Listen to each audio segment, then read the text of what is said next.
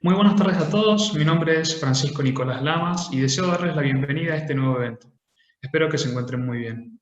Deseo también agradecer a la Fundación Federalismo y Libertad, a la Cátedra Alberdi de Mendoza y a la Fundación Friedrich Naumann para la Libertad, por haber hecho posible la realización de este evento como de tantos otros en el pasado. Es por ello que deseo invitarlos a que nos sigan en nuestras redes sociales, tales como Twitter, Facebook, Instagram o incluso nuestra propia página www.federalismoylibertad.org para que puedan enterarse de los últimos eventos que se vayan a realizar.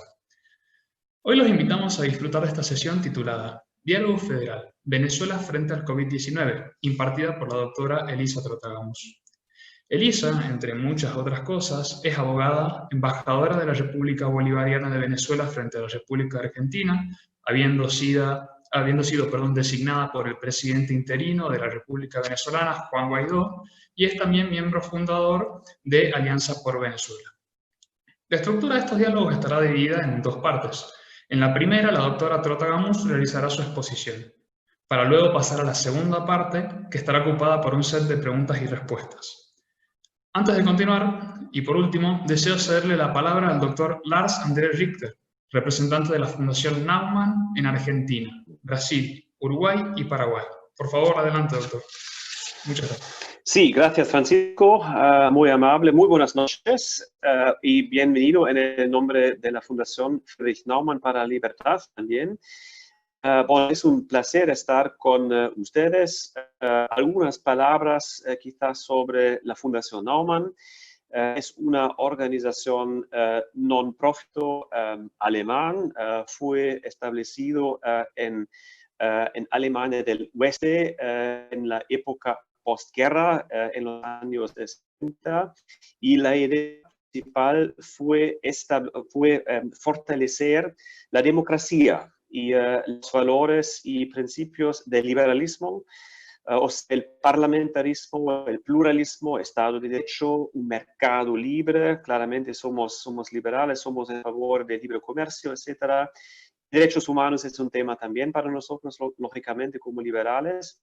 Y bueno, empezamos las actividades internacionales en los años 60 y actualmente tenemos más o menos 40 oficinas en el mundo. Una oficina se encuentra aquí en Argentina, en Buenos Aires, en la capital. Y bueno, somos responsables, acabo de ser mencionado, estamos encargados de varios países, no solamente para la Argentina, pero también para el Paraguay. Bueno, y el tema de hoy es Venezuela. Es un país con una historia muy interesante, con un destino muy interesante. Y bueno, siempre es un placer, Elisa, verle y escucharle. Muchas gracias para su tiempo, para bueno, su discurso en la hora que viene. Es un placer. Y bueno, gracias otra vez a su tiempo, a su atención. Gracias a nuestros amigos y partners de Federalismo y Libertad. Estamos muy cerca desde años y bueno, espero que un día después de la cuarentena tenga la oportunidad de viajar otra vez al noroeste de Argentina. Ahora lamentablemente no es posible, pero por suerte tenemos el internet y podemos continuar con nuestras actividades, con nuestra capacitación y educación política. Muchas gracias.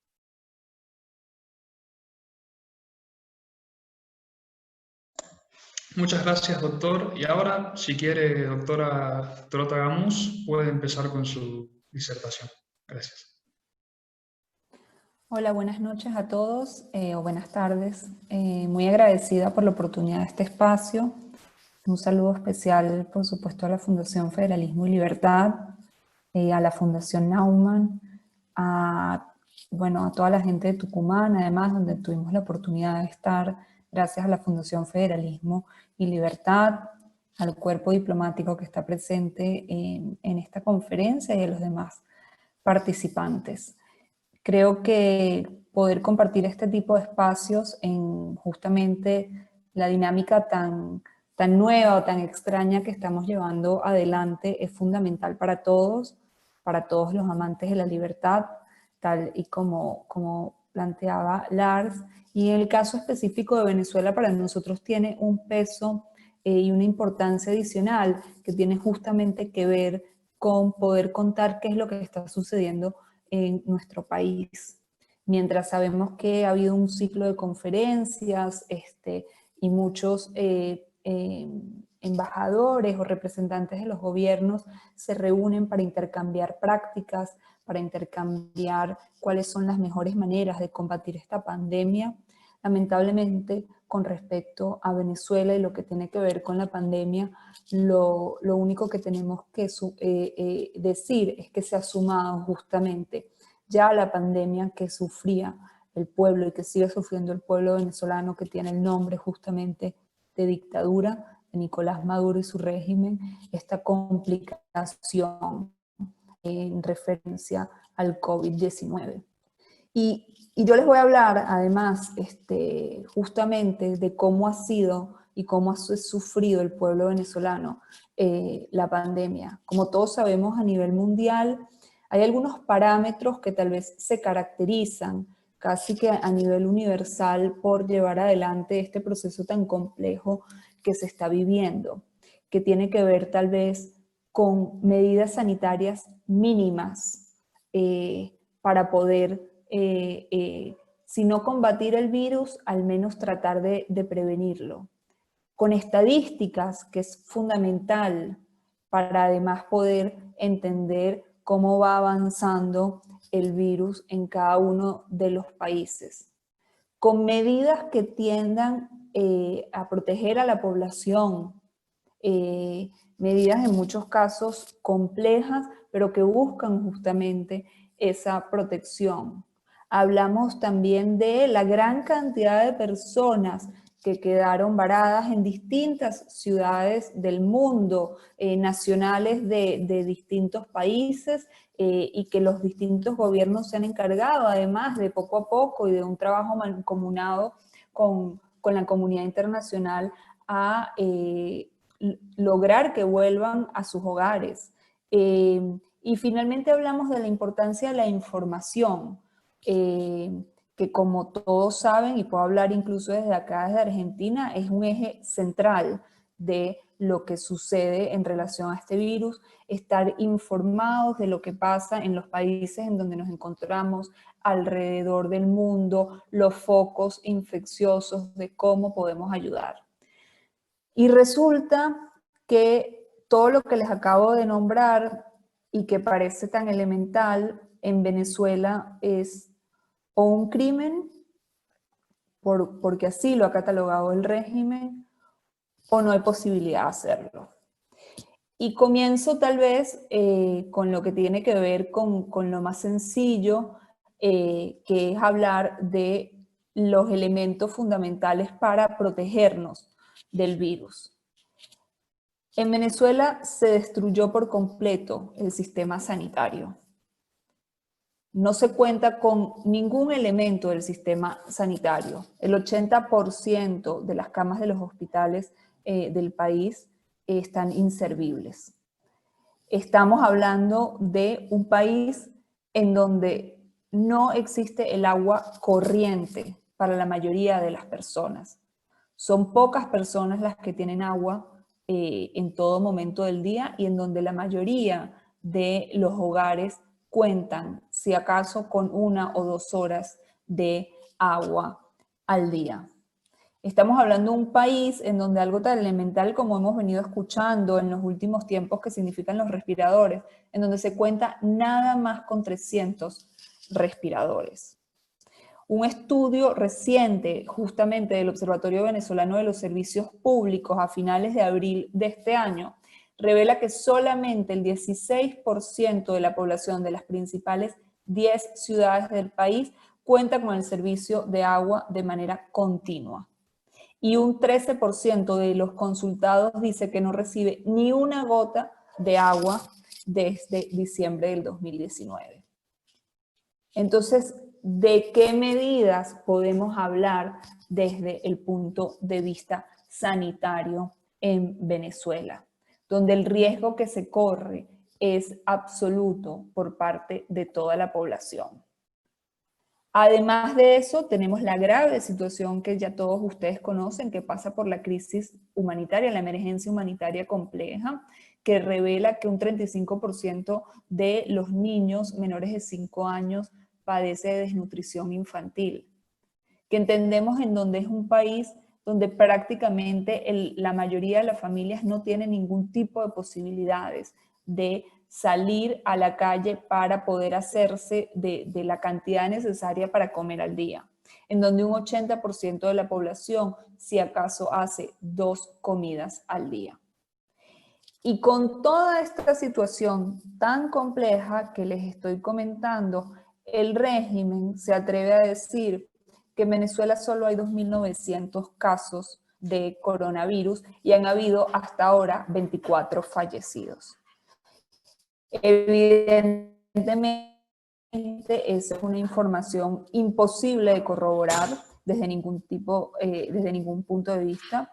En Venezuela hace ya muchísimos años que no existen las estadísticas, y que las estadísticas que el régimen promociona no son confiables por ningún organismo internacional ni por ningún Estado, entre otras razones por las cuales no recibe el régimen financiamiento de los organismos internacionales por la falta de credibilidad, porque además, como sabemos, cualquier tipo de financiamiento no tiene ningún tipo de destino corroborable, porque se han encargado, además de robar el país, de quebrar todas las estructuras básicas de los servicios públicos, tal y como les estaba mencionando. Y eso hace que hoy 9.3 millones de venezolanos vivan en inseguridad alimentaria. Y estos son además cifras exactamente de organismos tan importantes como las Naciones Unidas, en este caso en específico del Programa Mundial para Alimentos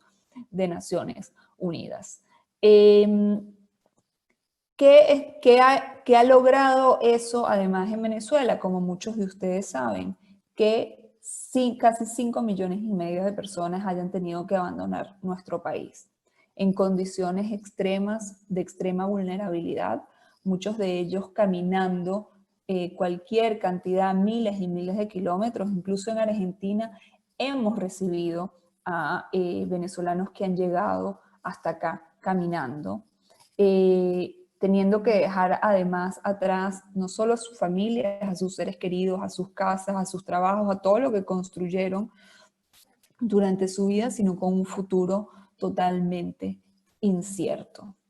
A eso se le suma lo que ha ocurrido en los últimos meses. Muchos de estos venezolanos que tuvieron que salir forzosamente de Venezuela perdieron sus trabajos o perdieron su sustento del día a día justamente por las medidas que se han tenido que llevar adelante por causa de la pandemia. Y han quedado totalmente desvalidos, incluso en los países que los acogen. Eso ha complicado muchísimo la situación para millones de ellos. Por supuesto que hay un trabajo mancomunado por parte de toda la representación del gobierno interino de Venezuela, no solo en Venezuela, donde además se logró, gracias al gobierno interino, que lograra que entrara ayuda humanitaria por parte de la Organización Panamericana de la Salud, sino lo mismo se está intentando llevar adelante en los otros países en donde hay venezolanos. Pero además de eso, ¿qué pasa? Hay muchos venezolanos que, o porque estaban circunstancialmente en distintos países, se quedaron varados en esos países, o que la situación económica los ha abrumado de tal manera que lo único que piden es poder regresar a Venezuela. En el caso específico de Argentina, tenemos a casi 1.000 venezolanos, entre personas que quedaron realmente varadas, que cuentan con un boleto para poder regresar a Venezuela, y personas que por la extrema situación económica que están viviendo solicitan este vuelo de repatriación. Pero es que además de eso, Nicolás Maduro ha cerrado por tiempo indeterminado el espacio aéreo venezolano y ha catalogado él y su régimen como armas biológicas a los venezolanos que quieren volver a Venezuela. porque justo él dice que están arriesgando a la salud del pueblo venezolano, queriendo justificar el desmán que ellos mismos han provocado el sistema de salud con las personas que lamentablemente están teniendo que querer volver a sus hogares. Además de eso, varios funcionarios del régimen han incluso propuesto que las personas que regresen a Venezuela pasen la cuarentena en celdas, tratados como criminales. O muchos de ellos han quedado varados en la frontera con Colombia, donde a pesar de haberse impulsado la apertura de un corredor humanitario, el régimen ha impedido que estas personas logren llegar a sus hogares de la manera correcta. Entonces, cuando se hablan de medidas que supuestamente deberían tender a proteger a los ciudadanos, como es el caso de tal vez cerrar las fronteras, no entendemos si el espacio aéreo venezolano hoy en día está cerrado, porque han habido más de 17 vuelos entre Irán y Venezuela, con una aerolínea iraní que además está sancionada por la comunidad internacional por haber sido partícipe de llevar armas a distintas zonas de conflicto en el Medio Oriente.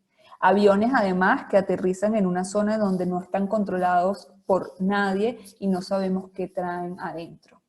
O no sabemos tampoco si no hay recursos para la mayoría de los venezolanos, no solo que quieren volver a Venezuela, sino en el caso anterior a la pandemia, los que quieren emigrar y necesitan contar con sus papeles, y no hay pasaportes, y no hay prórrogas, y no hay posibilidad de adquirir.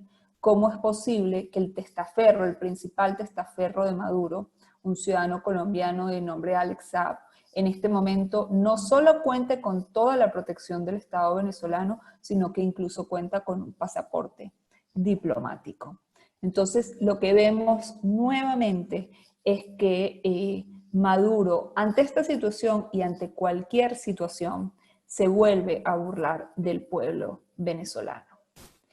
Además, como les comentaba, lamentablemente los niveles de represión en Venezuela, ni siquiera en pandemia, han disminuido. Todo lo contrario, han cobrado mucha mayor fuerza. Porque en Venezuela todo aquel que intenta decir la verdad corre peligro y es un enemigo del régimen. Y en ese sentido, hemos visto cómo en estos meses de cuarentena, ya son casi 3 meses, han encarcelado injustamente a más de 90 personas. Estamos hablando, muchos de ellos son médicos, enfermeros, periodistas, personas que trabajan en ONGs locales y que tratan de decir la verdad. Y se le suman además a los casi 450 presos políticos que hoy en día existen en el país y que, como saben, entre los cuales, como saben, hay 6 diputados electos constitucional y legítimamente por el pueblo venezolano, que hoy se encuentran secuestrados por un régimen dictador. Estas personas, además, que han sido encarceladas durante este tiempo, han sido encarceladas única y exclusivamente por querer decir la verdad, por querer denunciar lo que está pasando en Venezuela en el marco de la pandemia y además con las cifras y las situaciones que ya conocemos con anterioridad a la pandemia. Y finalmente, un poco también la idea de retratar lo que lamentablemente está sucediendo en Venezuela y que tiene que ver justamente con la continuidad sin ningún tipo de parado en relación a la represión y a todas las amenazas del régimen que demuestran una vez más su completa negación para atreverse a trabajar en ningún tipo de solución política, que tiene que ver con lo que lamentablemente ha ocurrido esta semana, en donde hubo una decisión írrita por parte del supuesto Tribunal Supremo de Justicia del régimen, que en realidad lo que es un brazo jurídico de la dictadura, en donde no solo nombran a unos nuevos rectores totalmente acólitos a la dictadura del Consejo Nacional Electoral, sino que además les roba la tarjeta a dos de los partidos políticos más importantes del país. En este caso, el Partido Acción Democrática es el partido más antiguo de Venezuela, con 78 años de vigencia, y por otro lado, Primero Justicia, un partido también ya con casi 20 años de existencia, sin que además eso signifique que dejen de estar amenazados el resto de los partidos democráticos del país. Sabemos que, entre otras cosas, han intentado catalogar como una organización terrorista al partido Voluntad Popular y que están intentando robar las tarjetas de algunos otros movimientos. El día de hoy, sin embargo, hubo una declaración muy importante de todos los líderes demócratas de Venezuela, unidos justamente para combatir esto. Pero entonces, justamente tal vez quiero finalizar con lo que empecé.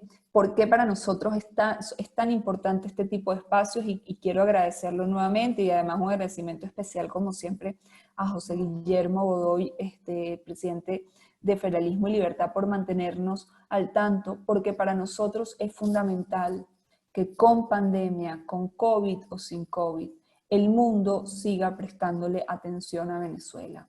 El mundo se solidarice con lo que está sucediendo en mi país, con lo que están viviendo millones de venezolanos, y además con las incidencias, que seamos conscientes de las incidencias que esto puede tener, no solo en Venezuela, sino a nivel regional y a nivel mundial.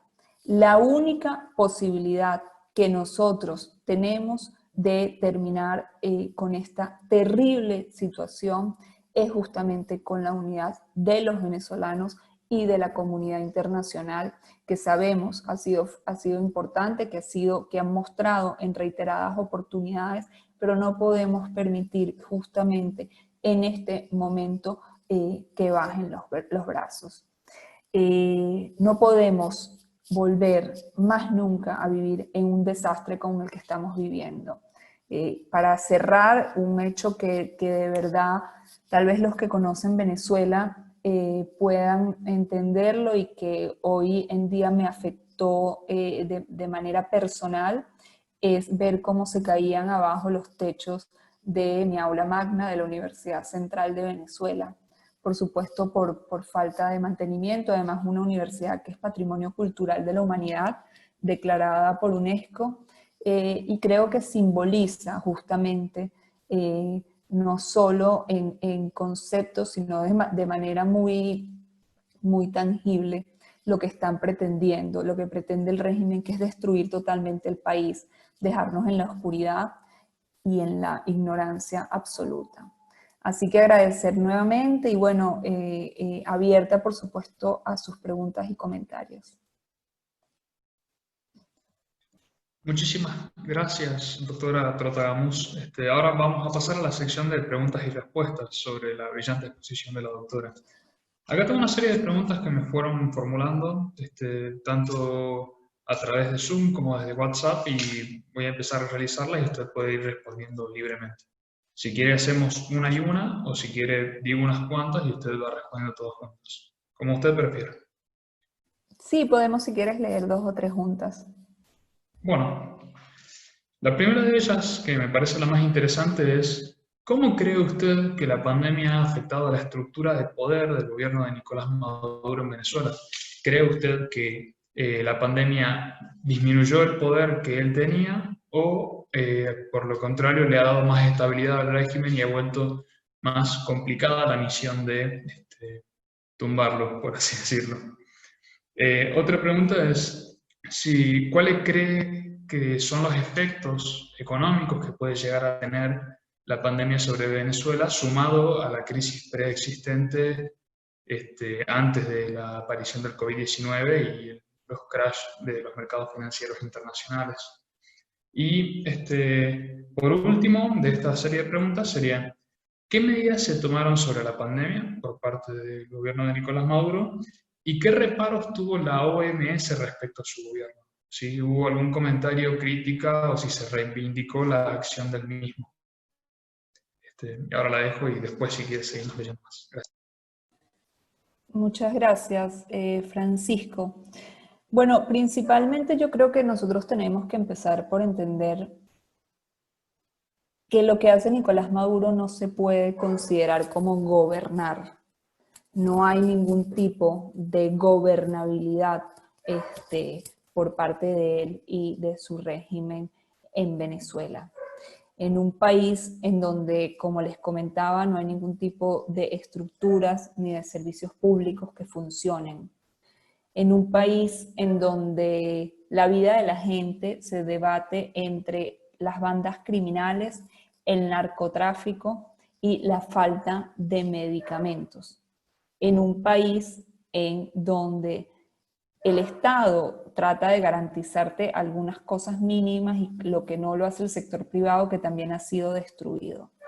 Entonces yo creo que evidentemente esto lo que ha hecho es evidenciar una vez más y puesto sobre la palestra de los venezolanos, lamentablemente, que sufren a diario lo que significa vivir en un país dirigido por un dictador como Maduro, y también a nivel internacional, no solo la incapacidad absoluta del régimen de llevar cualquier tipo de alivio a su población, sino también, y muy importante, la perversidad con la que el régimen maneja los destinos de Venezuela, sin importarles lo que suceda justamente con sus ciudadanos, en donde lamentablemente enfermarse en Venezuela es prácticamente una sentencia de muerte. Salir del país, como les comentaba, tiene las complicaciones más terribles, y volver a entrar es un derecho totalmente, les pido disculpas por los perros, totalmente inalienable de cualquier ciudadano alrededor del mundo, tampoco es permitido. Así que yo creo que definitivamente se ha acrecentado y es para nosotros muy doloroso, pero también muy importante que el mundo ratifique justamente lo que está sucediendo en Venezuela y la imposibilidad desde cualquier punto de vista que esta gente permanezca en el poder. Con respecto a las medidas que ha tomado el régimen, como te comentaba Francisco, la única medida que ha tomado el régimen que le ha servido para controlar más aún a los venezolanos es una cuarentena obligatoria. Una cuarentena que no permite que la gente salga, que además ha logrado por ahora más o menos combatir la grave crisis de combustible o de gasolina que hay en Venezuela. Como ustedes saben, Venezuela es uno de los países más importantes de producción de petróleo, y en este momento no solo no estamos produciendo petróleo, sino que le estamos comprando gasolina a cambio de unos precios exorbitantes, pagados además en oro de manera ilegal, a regímenes y a países además comprometidos de manera tan compleja en el ámbito internacional como Irán, entre otras cosas, además para regalárselo a Cuba. Así que la única medida que ha tomado el régimen, si se puede decir, es una cuarentena obligatoria, como les decía, cerrar los espacios aéreos y además maltratar y estigmatizar a todos los venezolanos que están queriendo regresar a su país. Y hay una segunda pregunta que te voy a pedir que me la recuerdes, por favor.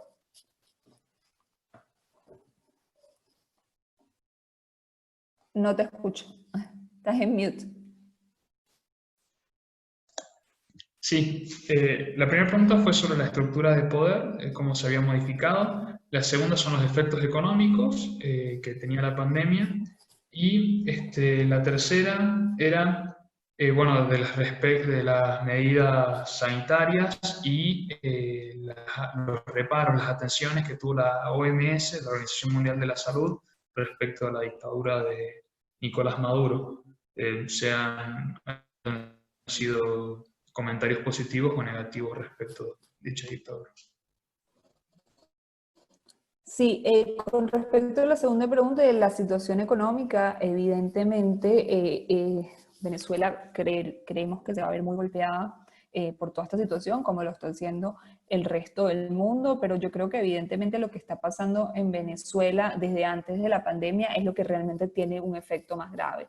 Nosotros creo que por 6º año consecutivo estamos teniendo una caída del PBI de manera estrepitosa. Estamos teniendo una inflación que hablamos de cifras de millones de inflación. A esto se le suma lo que te comentaba anteriormente en relación a la escasez o a la inexistencia básicamente de gasolina, en donde, entre otras cosas, ha hecho que la gasolina que se está importando de manera ilegal se venda en dólares, algo que está a precios muchísimo más altos que en cualquier otro país del mundo, algo que además está prohibido por nuestra Constitución.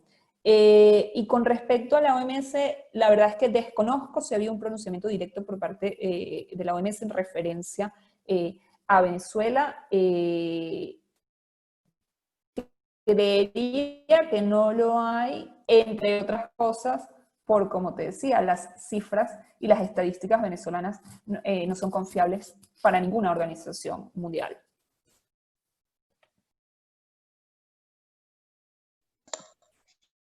Muchas gracias. Tengo un par de preguntas más, si es que usted tiene tiempo, ¿le parece bien? Por supuesto. Bien, una de ellas dice, ¿cuál cree usted que es la responsabilidad del ciudadano venezolano frente a esta crisis? ¿Cómo puede contribuir para protegerse a sí mismo, a su familia y qué puede hacer con sus conciudadanos respecto a lo que está ocurriendo? Otra de ellas, que están aquí por Zoom, por parte de Fito Rosenberg. Antes que me olvide, no nos olvidemos que estamos también, no solo por Zoom, sino que estamos en un live de Facebook. Por parte de Fito Rosenberg, aquí por Zoom, pregunta, estimada Elisa, ¿cómo ve la probabilidad de las alianzas democráticas de cambiar la situación política en Venezuela? Y por parte de Juan Coria, una tercera pregunta sería, buenas tardes, ¿cuál es la razón de que Maduro y su régimen continúa a pesar de los resultados que usted describe como tan negativos?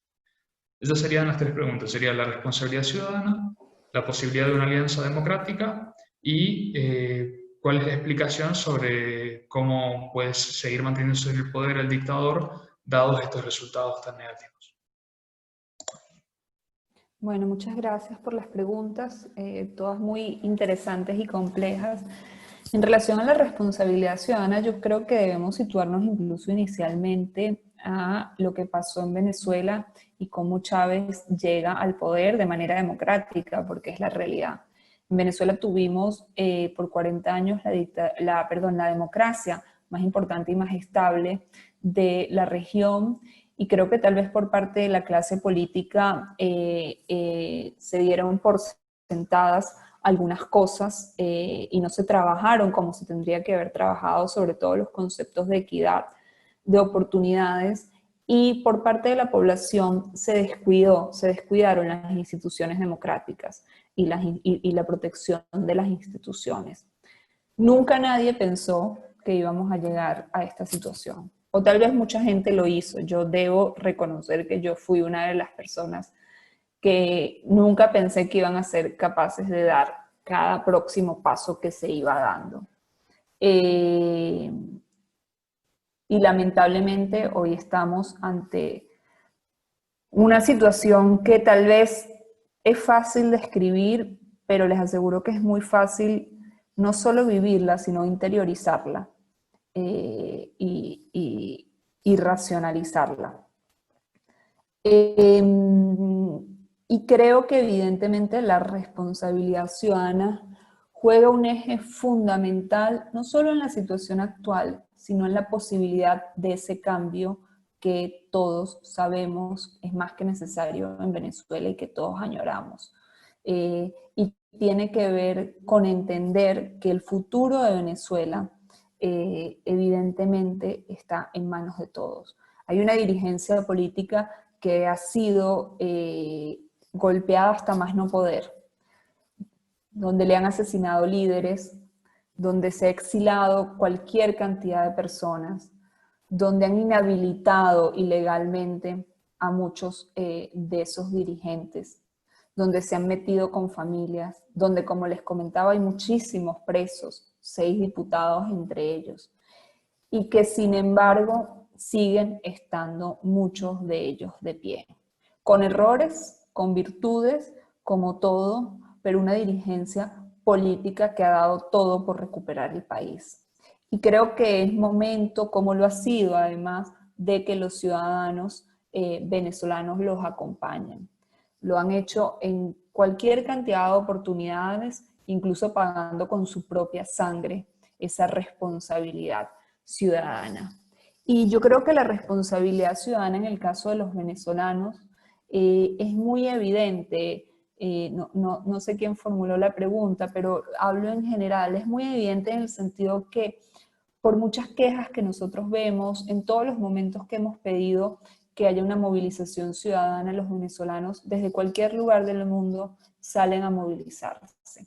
Incluso viviendo lo que es ahora para nosotros un concepto relativamente nuevo, que es la diáspora, porque el venezolano no estaba acostumbrado a salir masivamente de su país, esa responsabilidad que vemos que tiene la gente y ese sentimiento de querer ayudar a sus compatriotas en este nuevo desafío que se está enfrentando. Y yo confío realmente en que es ese justamente ese ímpetu y esas ganas de querer ayudar, de para muchos querer volver a Venezuela, y aunque algunos no quieran volver, de querer ver florecer nuevamente a Venezuela, lo que nos va a llevar a buen puerto. Con respecto a la posibilidad de alianzas democráticas para cambiar la situación política en Venezuela, no estoy muy segura que se refieren con alianzas democráticas. Creo que evidentemente los partidos y la dirigencia democrática en Venezuela ha mostrado nuevamente con aciertos y con errores, pero una capacidad de dejar de lado diferencias en momentos claves para poder justamente unirse en nuestro objetivo común y nuestro objetivo supremo, que es que haya un cambio en Venezuela para recuperar la democracia.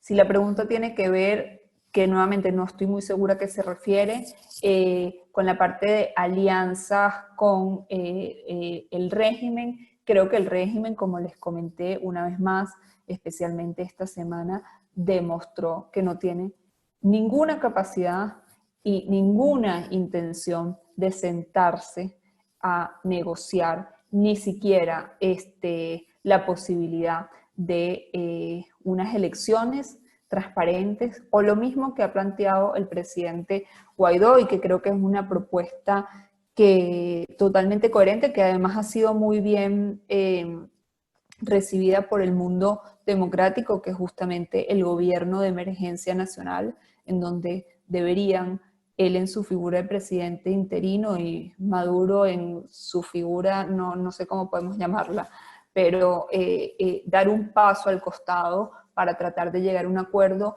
justamente en pro de Venezuela y de los venezolanos. Y otra vez me hiciste 3 preguntas y me está faltando una que no me acuerdo cuál era. A ver.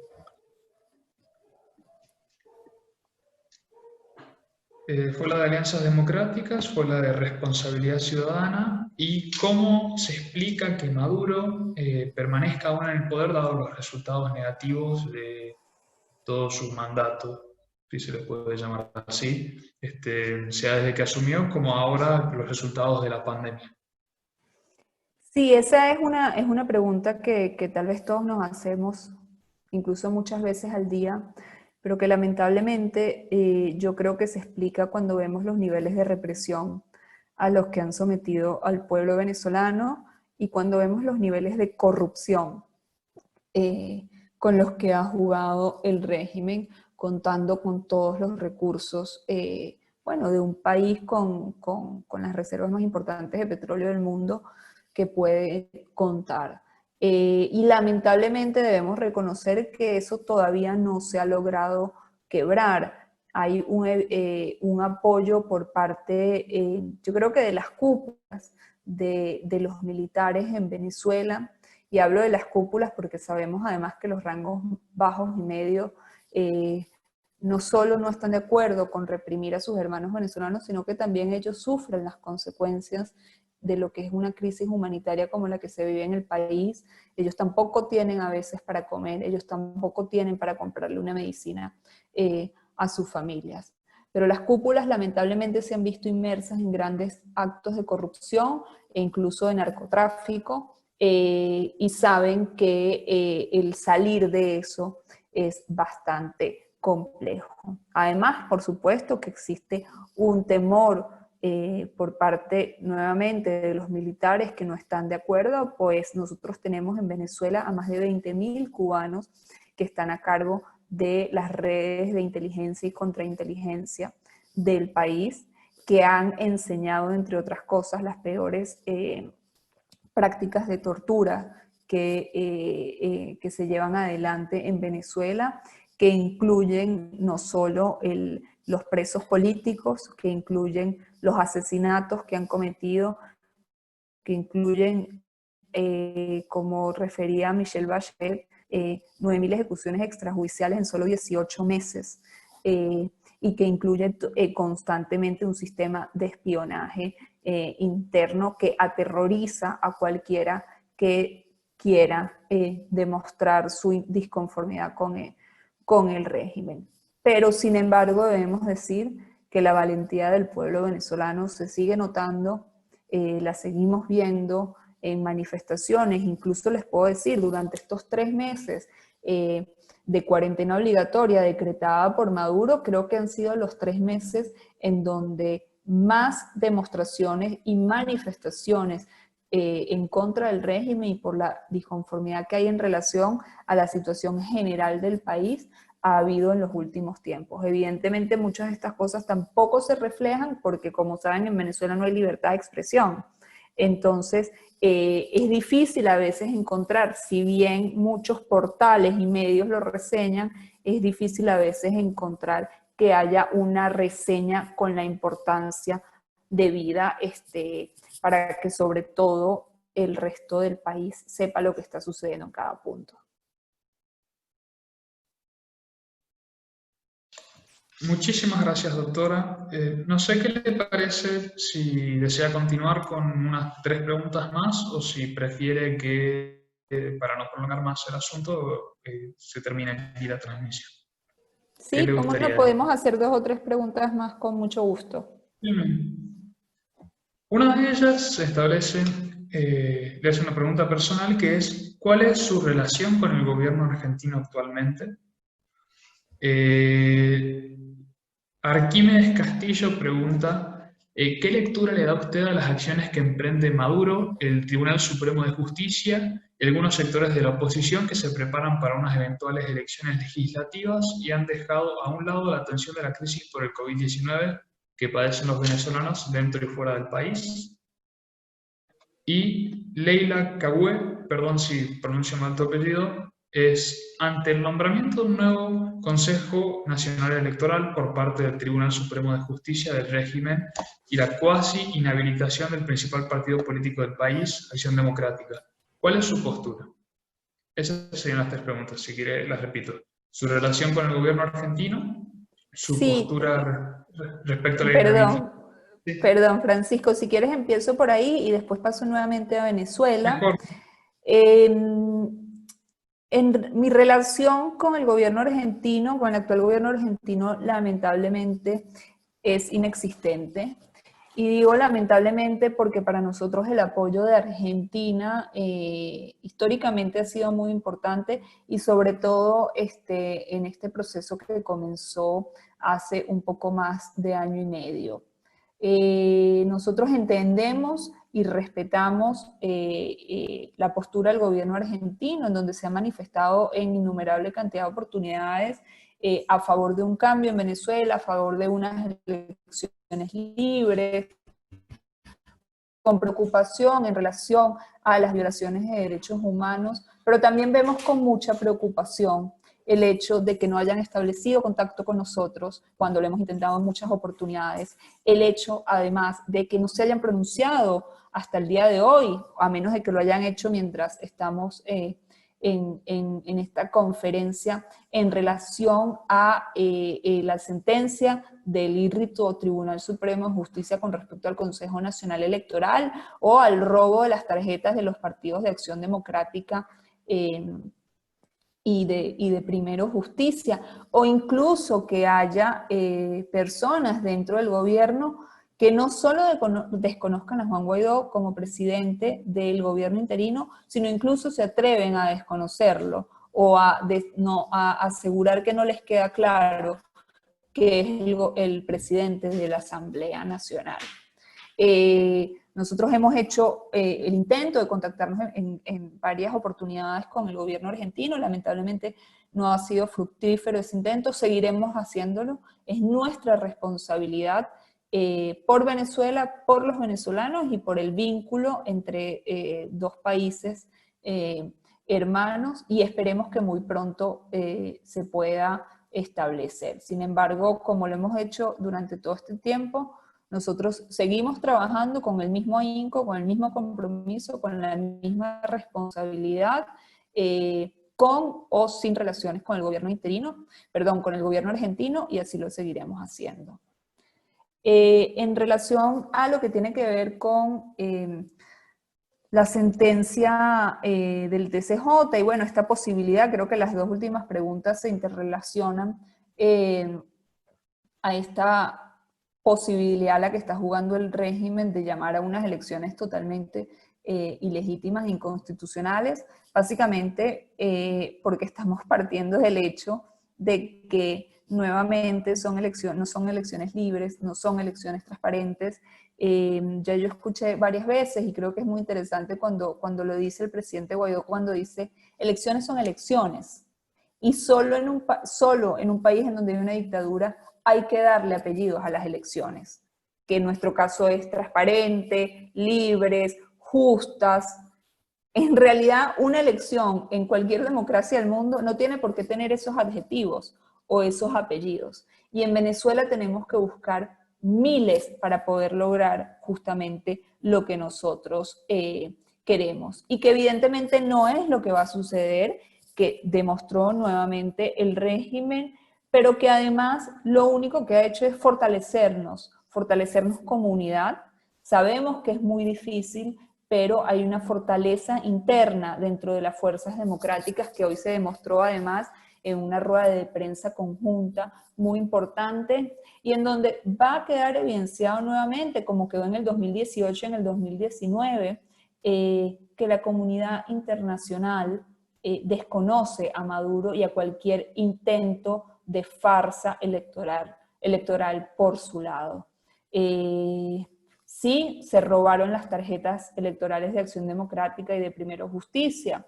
Aparentemente van a declarar como una organización terrorista Voluntad Popular. Seguramente se roben las tarjetas electorales de muchos otros partidos y sigan tratando de nombrar unas falsas instituciones a favor de ellos. Pero es evidente que ese juego y esa farsa ya no tiene ningún tipo de asidero ni en Venezuela ni a nivel internacional.